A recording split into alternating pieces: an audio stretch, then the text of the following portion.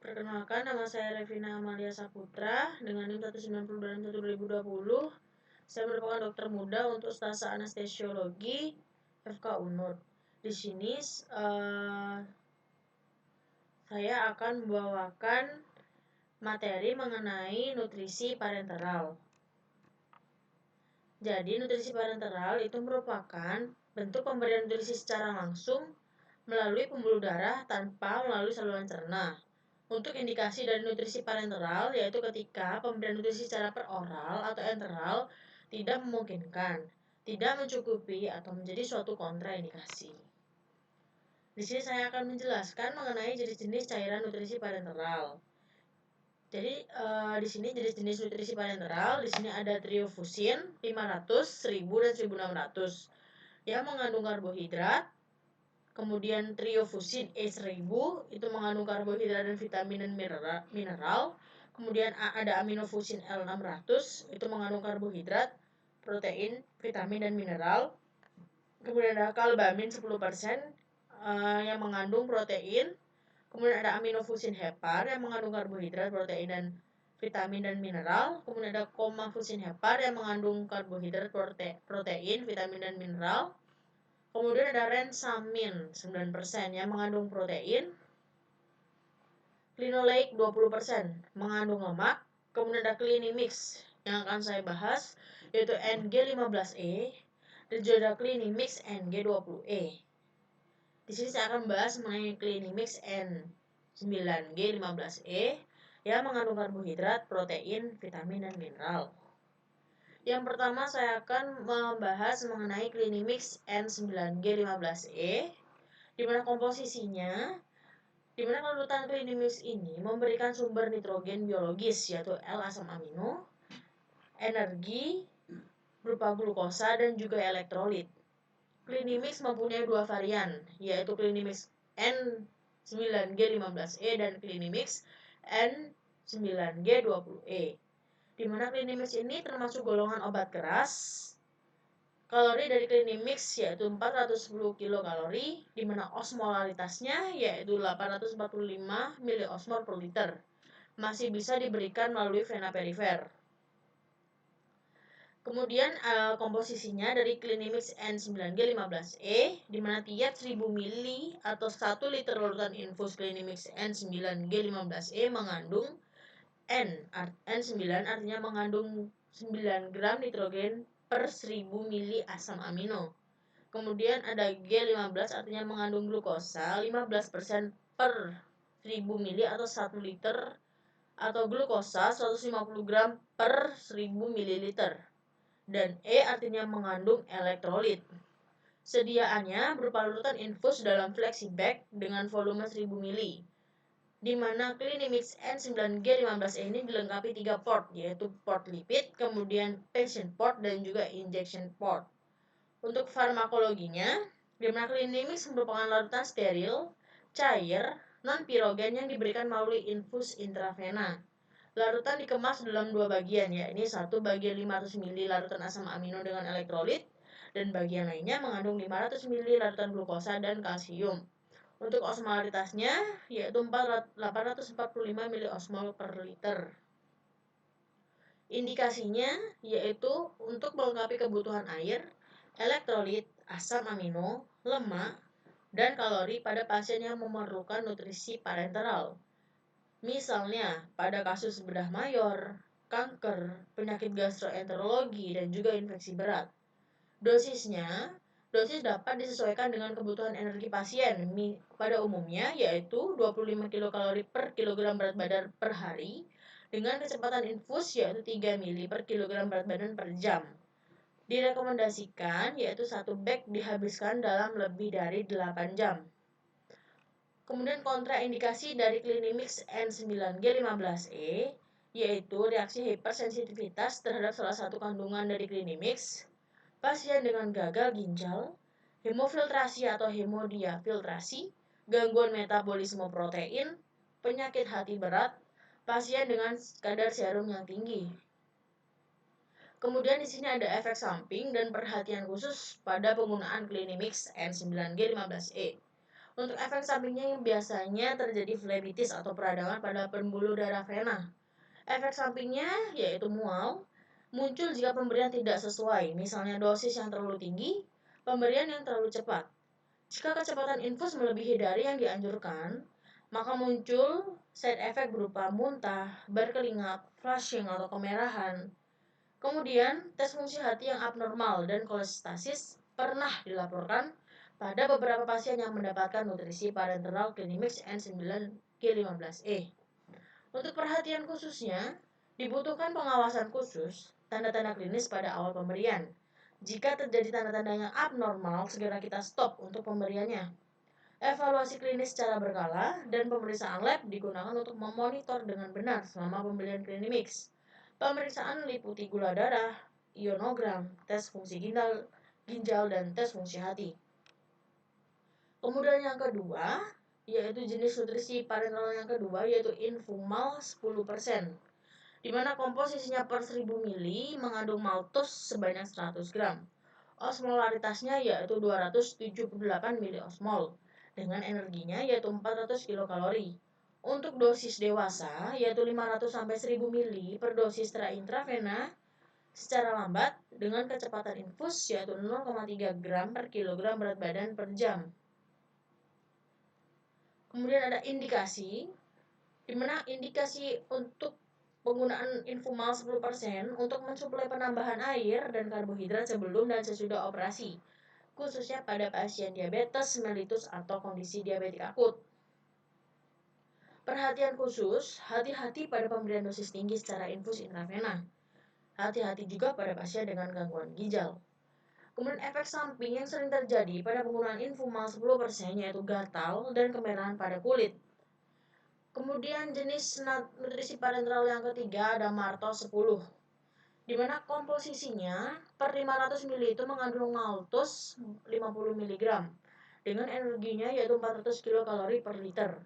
Untuk dosis dewasa yaitu 500 sampai 1000 ml per dosis secara intravena lambat dengan kecepatan infusnya 0,3 gram per kilogram berat badan per jam. Bentuknya berupa cairan injeksi, kemasannya yaitu botol plastik yang mengandung 500 ml seperti ini. Farmasi yang membuat yaitu Otsuka. Indikasi Marto 10 yaitu untuk mensuplai penambahan air dan karbohidrat sebelum dan sesudah operasi. Dan yang kedua pada pasien diabetes mellitus atau dalam keadaan stres, kemudian keadaan kritis lain yang membutuhkan nutrisi eksogen seperti pada pasien yang menderita tumor, infeksi berat, dan defisiensi protein. Kemudian efek sampingnya yang sering terjadi pada penggunaan nutrisi parenteral yaitu gatal dan kemerahan pada kulit. Kemudian perhatian khusus pada penggunaan Marto 10 yaitu pada insufisiensi jantung, dekompensasi seperti shock, gangguan keseimbangan asam basa dan oliguri. Pastikan fungsi ginjalnya adekuat. Untuk yang keempat yaitu ada Clinolake 20%, di mana komposisinya yaitu per 500 ml. Clinolake 20% ini mengandung lemak sebanyak 200 gram per liter, yaitu asam lemak palmitic acid, oleic acid, linoleic acid, dan asam alpha-linoleic acid, arachidonic acid, EPA, dan juga DHA, dan juga mengandung vitamin E. Komposisinya yaitu sebagian besar yaitu lemak 20%, di mana lemak itu komposisinya dari olive oil yaitu 80% dan juga soybean oil 20%. Sediaannya yaitu emulsi lemak dalam flexibag 100 ml, 250 ml, dan 500 ml. Untuk farmakologinya, di mana pada Clinolake 20% ini kombinasi dari olive oil dan soya oil yang menyebabkan kandungan asam lemak dengan perkiraan rasio monounsaturated fatty acid yaitu 65%, saturated fatty acid yaitu 15%, dan EPA-nya 20 sebesar 20%. Indikasi penggunaan Clinolake 20% yaitu sebagai nutrisi parenteral untuk pasien pra atau pasca operasi, pasien sepsis, neonatus, luka bakar, biasanya luka bakar yang dalam derajat besar, misalnya TEN atau SJS, lalu kemudian ada gagal ginjal dan juga gagal napas. Untuk dosis dari Clinolake 20% pada dewasa yaitu sebesar 1-2 gram per kilogram berat badan per hari. Pada anak 1-3 gram per kilogram berat badan per hari. Pada bayi 0,5-1 gram per kilogram berat badan per hari. Dengan kecepatan infus pada dewasa yaitu 0,1 gram per kilogram berat badan per jam. Anak yaitu 0,15 gram per kilogram berat badan per jam. Untuk bayi prematur dan berat badan lahir rendah, untuk bayi yang berat badan lahir rendah yaitu 0,5 gram per kilogram berat badan per jam. Kontraindikasi penggunaan Clinolake 20% yaitu pada pasien sepsis dengan MORS atau Multiple Organ Dysfunction Syndrome. Kemudian ada gangguan hati berat, hypersensitif, kemudian ada infak miokard, dan juga ada dislipidemia tidak terkontrol. Di sini saya akan bahas mengenai efek samping dan perhatian khusus penggunaan Clinolake 20%. Untuk efek sampingnya, selama penggunaannya sesuai dengan dosis dan cara pemakaiannya, kemungkinan side effect atau efek samping yang terjadi itu minimal. Side effect yang paling sering dilaporkan pada penggunaan nutrisi parenteral yaitu phlebitis atau peradangan pada pembuluh darah vena, peningkatan trigliserida karena Clinolake sebagian besar mengandung lemak, kemudian perhatian khusus pada pasien dengan hipertrigliserida, pada ibu hamil, neonatus dengan berat badan lahir rendah, kemudian produksi urin yang sedikit dan juga anuri di mana mengindikasikan bahwa terjadinya kerusakan pada ginjal. Kemudian kadar gula darah tidak terkontrol dan juga gangguan elektrolit.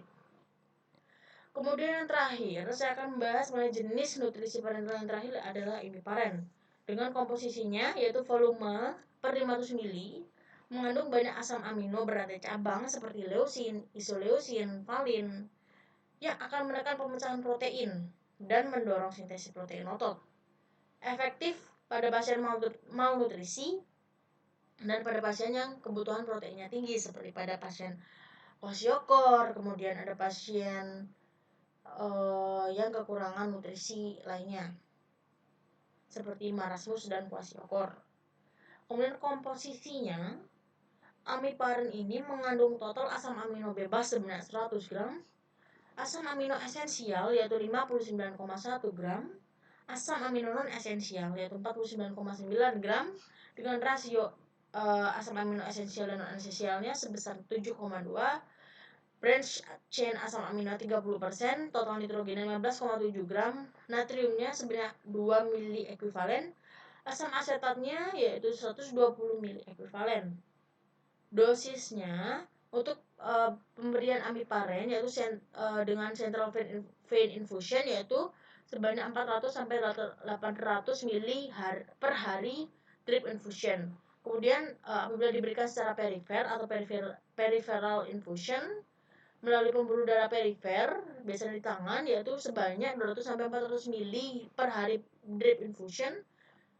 Dosis umumnya yaitu sebanyak 100 ml selama 60 menit dengan 25 tetes per menit.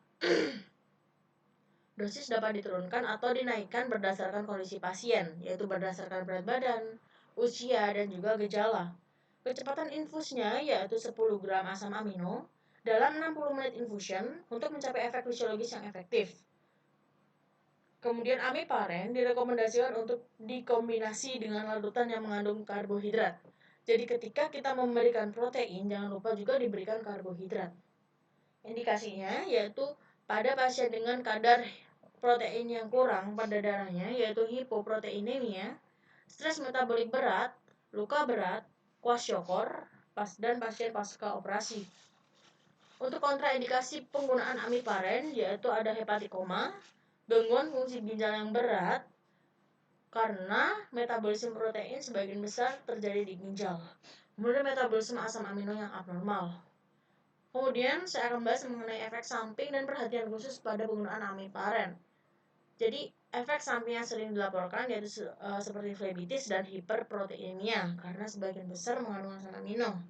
Untuk perhatian khusus terutama pada pasien dengan asidosis berat, ibu hamil atau ibu menyusui, congestive heart failure, anak dan pasien lansia, kita juga hati-hati dalam pemberiannya.